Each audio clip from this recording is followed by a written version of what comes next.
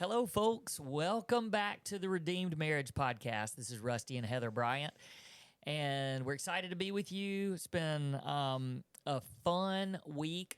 You know, I listen, well, people know part of the reason why I say hello, folks, is because it's a shout out to my boys from Nate Land and Nate Bargatze, my favorite comedian.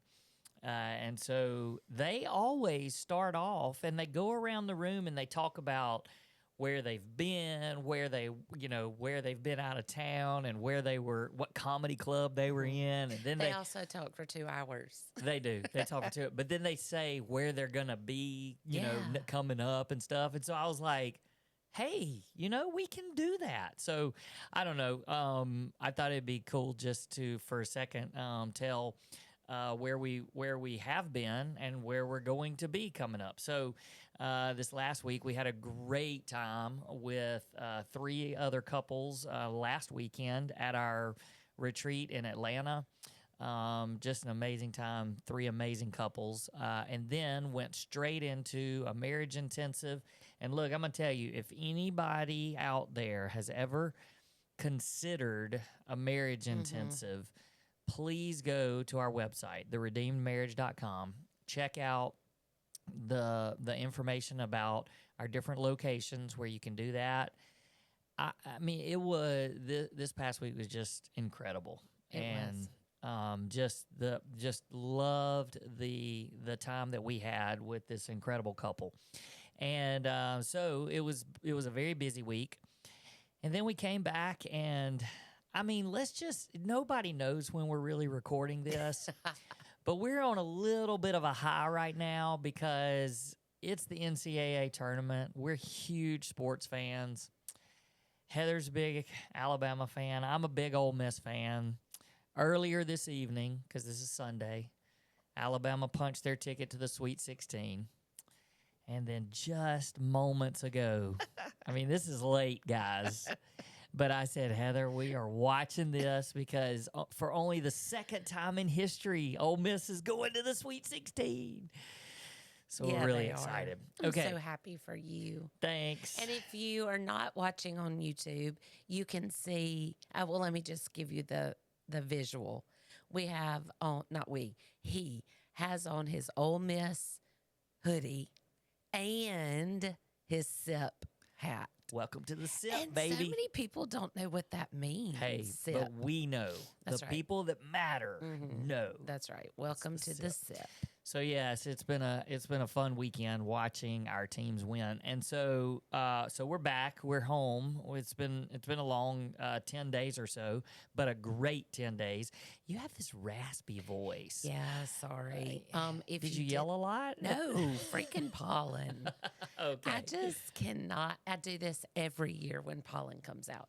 So I'm sure everybody's like, oh, please stop talking and let Rusty do all the talking. Nah. But I'll add a little bit here and there. It's fine. So real quick, here's where we're going to be, though, coming up. We're excited. We actually have another intensive coming up in a couple of weeks. And then we get a chance to actually go to WinShape over in Georgia. And we're going to be a part of some training that I'm excited about. We don't really know exactly, but we kind of got invited to it. We're excited, looking forward to getting some training because we just love learning. But then here's the big one. If you are anywhere near the Lake Placid, Florida area, I mean, I was going to say anywhere in Florida, but it's a big state. It is a big state, but we would love to see you. If you're in the Lake Placid, hey, because I don't know the exact date, so grab your calendar real quick. Yep. But we're going to be in Lake Placid, Florida for a one-day conference. It's actually going to be from 9 in the morning till 4 in the afternoon. We will break for lunch, but it's on Saturday, April the 26th. This is 2025 in case some of you are listening to this later. Don't show up in 2026 if you're listening in the future. But April the 26th, we're going to be down in Lake Placid, Florida.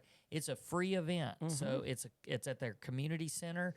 And isn't that right? The community center is where it is. But we've been posting some stuff, so you can find that on social media. And if you have any questions, just reach out to us. through any of our social media or on our contact form or whatever. We'll give you more information. But yeah, you said where we were gonna be going, and I thought the big one was where I'm gonna be next weekend. you're gonna go check out one of our locations where we do an Yeah. where we've And never I'm been. so excited. Yeah, Where yeah. we've never been So for an intensive. Our Florida location. So Heather will check it out for I'll y'all. check it out and let you know how She'll great break it is. in That's and right. break in the beach for you. All right, so today, here's where we're going to go today. Let's just say where we're just going to go for today. We're not even going to talk about April, just That's right. today. So today, here's what we're going to do. We're going to talk about boundaries, which is one of the most talked about topics for sure at our retreats, our intensives. I know we'll be touching on it as well at our conference that's coming up down in Florida. But boundaries are such a huge part of marriage. And the other day, somebody reached out and said, "Hey, I know there's been some podcasts on boundaries. Can you give us a link?" And I went in, hey, there's this great search tool on our website. If you go to the podcast page of our website, there's a search bar and you can actually type in boundaries and it'll pull up all of the episodes about boundaries. But I noticed, I was like, whoa, it's been a long time, almost 2 years since, and I know we talk about boundaries a lot, but it's been almost 2 years, and it wasn't even then, it wasn't just specifically about boundaries. So it was more of how do you balance being jealous and having boundaries, and kind of what's That was a good one. jealousy versus boundaries. But we just came off of talking about boundaries, and we did something a little bit different at our retreats this year, and we've categorized our boundaries, so they're really easy to kind of throw all the boundaries inside these different categories. So we want to go through that with you today and just let you guys know some of the boundaries that we have. We have major boundaries, extreme boundaries, and they were put there after infidelity. They should have been there before infidelity, but we obviously did a poor job there.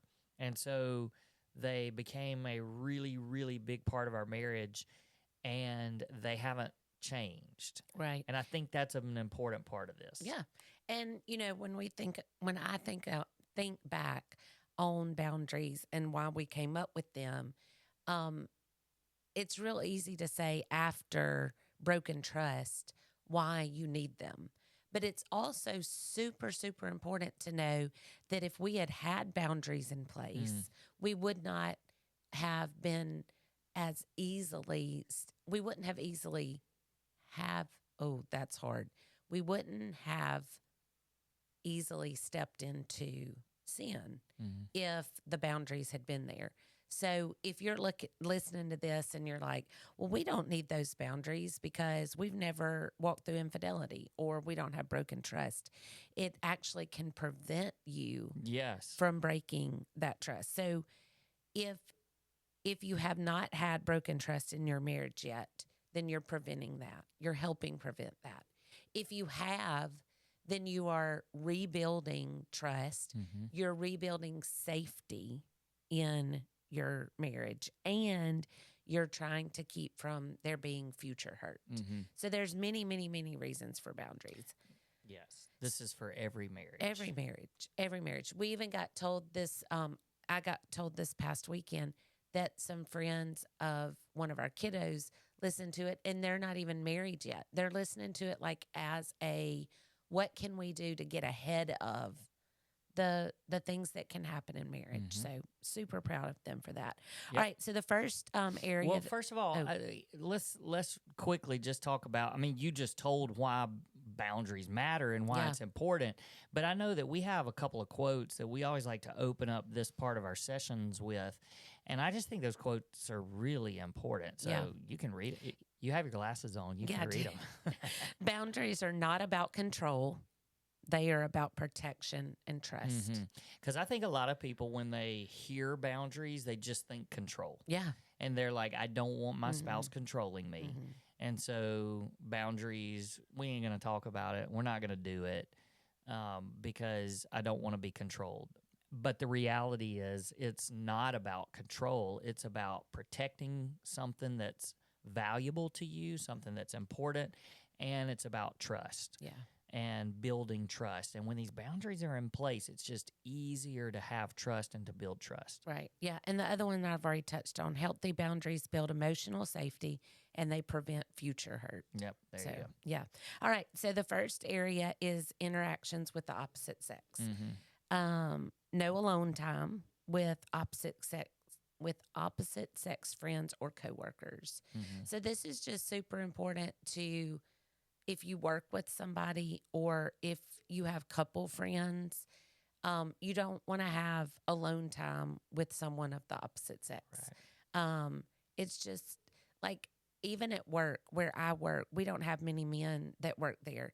But anytime I'm going to have a meeting, or if someone from the opposite sex comes in and has a question or anything like that, I always step out into the hall or make sure someone else is in the room.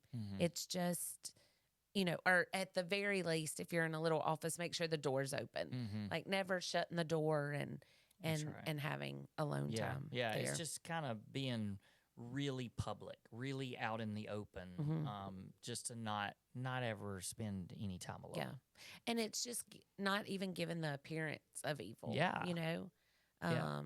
All right, the second one is keep conversations with the opposite sex professional and brief.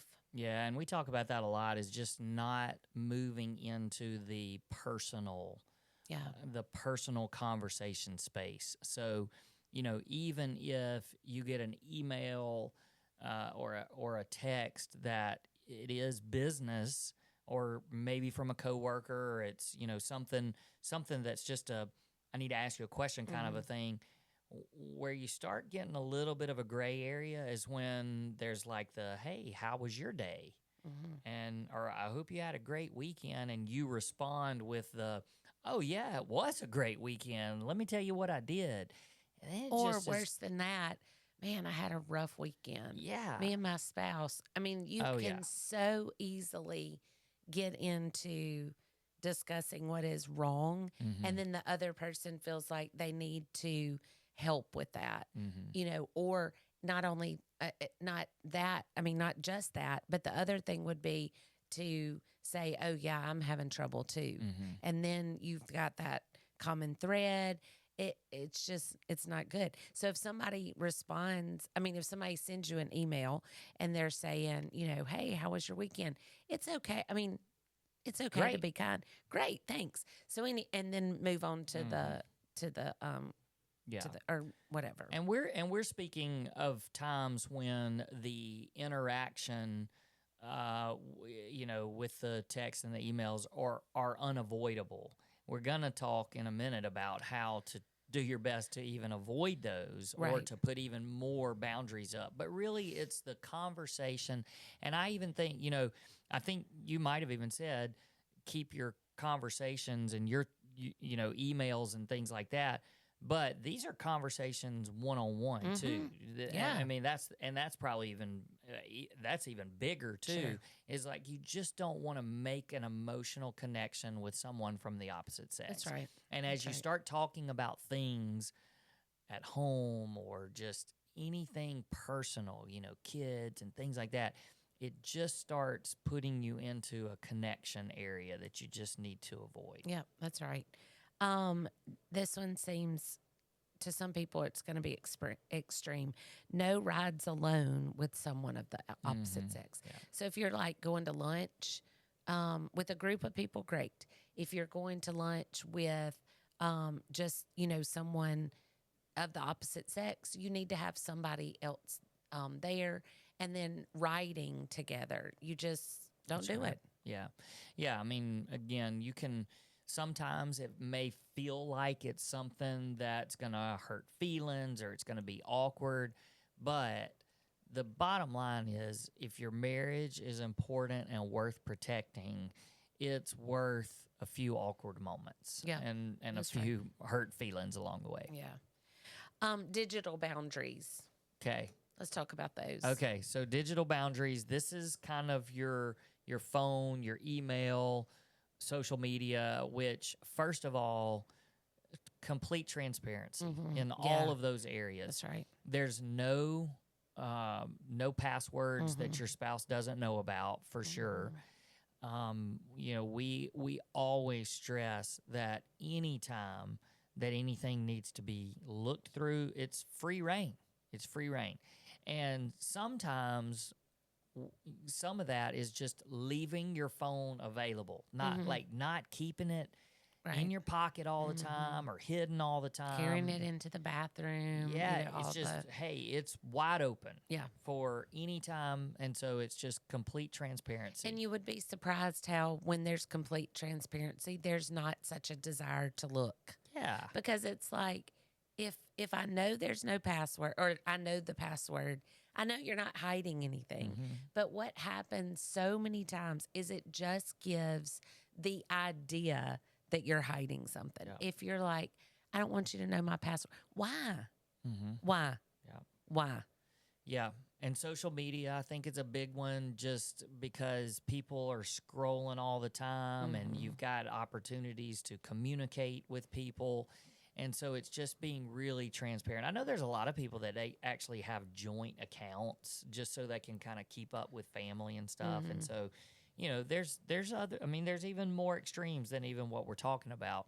And guys, you would not believe how many people we talk to where this is how things start. Yeah. It's not like we just made these up out of the blue. Like there are so many circumstances and so many instances where that's how things start. Like I connected with an old friend on Facebook or I was texting with somebody or it's so easy to start down that slippery slope when things are hidden. And I'm probably going to step on some toes here and offend some people, but if you're on social media and you find yourself chasing a rabbit hole or chasing you're either chasing a rabbit hole or going down a rabbit trail. Chasing a rabbit or going down a rabbit hole. There you go, maybe. Okay. Something about a trail in there Either somewhere. way, if you're just diving deeper and deeper into someone of the opposite sex, into their life, by looking at pictures and things like that, you're on that slippery slope. Yeah. The other thing is if you are deleting or hiding messages of any kind, you've already crossed the line. That's right. You have. You've broken trust if you're doing that if for you're any like, reason. If my husband read this, he may not, or he might get the wrong idea. Yep. Well, I'm sorry. Yeah. Don't delete them. No, that's right. Show your spouse. Be transparent. Be open. If you get a text or a message from somebody that you feel is a little bit uncomfortable, that's what we're talking about. Like, don't delete it or don't respond to it and then delete it. Oh, I don't want him to see it or her to see that. No, that's when you show them. Yeah. And you say, hey, I want you to know this, this was said or this came through. I didn't respond, or how would you like for me to respond, or should I respond? That's just a big part of the complete transparency. Yep. That's right. Yep. I think one of them we have is that if you need accountability software, so if pornography or, anything like that is in your story at all and you need some accountability, you get people to walk alongside you. There's software out there where if trust is broken or if you're on a site where you shouldn't be, it emails your guys or your girls or whatever and says, hey, check in.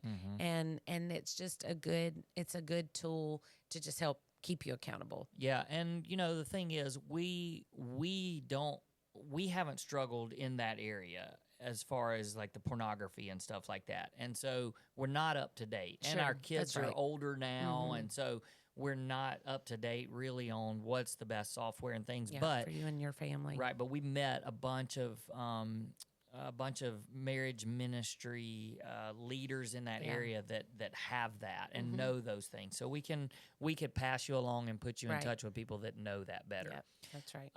Let's talk real quick just about, we sort of did, but really work setting and social settings.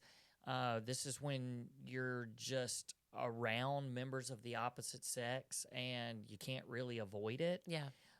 So, we talked about especially being mindful of coworkers that are opposite sex and having meetings that are alone. Lunch meetings. I mean, we just there's no chance in the world we would ever go out on a one-on-one lunch meeting with somebody from the opposite sex. Period. Yeah. And I remember my sister lives in Jacksonville, Florida, and I remember she came into town not too long ago, and we went to lunch one day, and I felt it was weird, and I felt awful. Yeah. And it's my sister, and I remember, but nobody knows her, right? And people were coming up, and I was like, "Hey, this is my sister." Like, this is my sister, my sister. Hey, everybody, my sister. But it's just no chance we're doing that, and I know that some people have. You have to have lunch meetings and things like that with members of the opposite sex. Take somebody with you. Yeah, like there has to be, and there just can't. I mean. I don't know. I know there's pushback from people out there listening, but all we can do is tell you these are the areas that we had a tendency to really mess up, and we will never mess up. That's right. And not only we, but other people. Yeah. Yes. I mean, we hear it all the time, and we'll just look at each other or tap each other like, here it is again. Mm-hmm. Here it is again. Yep. Here it is again. Over and over. That's right. Same things. There's a pattern. Yeah. When we hear it, and they right. all are related in some ways. That's right. Social gatherings. I think this is an important one to talk through for just a second, because I know that you really struggled in this area some. But just when you're in social gatherings with members of the opposite sex, being really careful to not gravitate towards the members of the opposite sex. Yeah. And I know for you that was. And there's people out there, we hear them all the time, that I just make friends better with guys, or I make friends better, with members of the opposite sex. I enjoy sports, and I don't want to be in the kitchen with everybody, and I'd rather be watching the game and things like that. We understand that because we've lived through that. Right. But if it's just, again, you're making connections and you're making these emotional connections, and it's better, just suck it up. Yep. And I mean, you've even said before, you can hold your phone and watch the game in the kitchen with, and we're not stereotyping at all. Well, I just have vivid memories of certain groups that I would go and sit with the men in the where the game was on, because I was genuinely interested in the game, and the women were in the kitchen talking, and I just stayed out there, and instead I should have been in the kitchen, propped my phone up on something so I could see it playing in the background. But it's not, I don't want to be with the women. I was missing out on opportunities to connect with them. Yeah. And instead I was connecting through sports with men, and the only men that I should be connecting with through sports is you and my boys and my dad. Well, if you find yourself wanting to, if you're in a social setting, and you're wanting attention from someone of the opposite sex, then you're wrong already. Yep. We've even talked about this, even as you're getting ready to go to a social event, if you're thinking about what you're going to wear, because maybe it's not even someone specific, but you're thinking, I want the guys that are there to think that I look nice, or the girls to think that, you're already crossing a line. And I don't know that I've ever said this before to you, but I can look back and remember those times where I would go and watch the sports with the guys. And I can remember loving when they would say, gosh, I wish my wife liked sports. I wish my wife liked to watch football. And even though, in most cases, I wasn't genuinely seeking that, it couldn't help but make me feel good. Oh, well, isn't my husband lucky that I like sports, And that's just not a good train of thought to be in. And again, I look back and think, gosh, what missed opportunity that I could have connected to those women and built relationship there. But instead, I was focusing on first what I really liked to do, which was very selfish in watching the game, but then also loving the attention that I was getting because I liked sports. Yeah, and we also say, I mean, obviously, you're never going to. No one should ever flirt at all. Period. But even like in social settings and just being in public and having those awkward times of touching or hugging, a member of the opposite sex, and we try to avoid that. We really do. But sometimes you're hugging and you do the side hugs, and it just sometimes you're just doing that respectfully, and but you just are careful, and there's not going to be a lingering anything. It's just being very respectful there. That's right. That's right. So it is. So this next part is one that I've been recently really passionate about, and it is being intentional about what you watch and what you listen to. It can just be super easy to go down a path of wrong thoughts and wrong desires. If you're watching anything that helps you or makes you desire someone besides your spouse, or to even think, oh, I wish my spouse had that or looked that way, or it's just dangerous. And it's the same thing with what you're listening to. I'm a firm believer, and I'm a firm believer in this because it literally says it in Scripture. But what you put in is what comes out. What you're pouring into your heart, in your mind, in your eyes, all in your ears, all of those things. We used to sing a song with our boys. You remember when they were little? Oh, be careful, little eyes, what you see. Oh, be careful, little eyes, what you see. Why am I singing with this voice? Yeah. Oh, for the Father up above is looking down with love. Oh, be careful, little eyes, what you see. Thank you for helping me. And we did it with, oh, be careful with little hands. Oh, be careful with little ears. Oh, be careful with little mouth. Like you have to be careful with what you're putting in, because even if it's in secret, our Heavenly Father knows. And what we're putting in is eventually going to come out. Yeah, and there's so many things right now on entertainment and TV that's just trash. I mean, it really is. And especially a lot of, and we're probably offending people, but a lot of these reality shows that are just, I mean, there's nothing wholesome and good about it. Well, and people will say, oh, but it's just for fun. Yeah, reality shows, the relationship ones. Yes. There's Survivor and all that. Yeah. But like The Bachelor and things like that. Right. Yeah. And people will say, oh, but it's just fun, and it's hilarious and it's good entertainment, but what you're putting in is just desensitizing yourself to those things, and it just puts you a little bit closer to the slope. It makes it normal. Yeah, it normalizes it. It normalizes it, which is definitely where I was. And I could even watch it and go, that's trash, or I'd never do that. But it just starts to normalize multiple partners. Yeah, you get numb to it. Yeah, and it's like, well, they're doing it, or the world's doing it, or why do I have to be different? It desensitizes is a really, really, really big word. Well, and we've talked before just about how there's, movies and television shows when they're so focused on sexual things, it's such a huge turnoff to us now. I think before we kind of just laughed it off and didn't care, but now it just really, it triggers, it means something, and we just try to avoid it. And we were even with some friends this past week, and they recommended a show, and I loved it because they said, there's one just watch it with your remote control in your hand. I mean, that's awesome.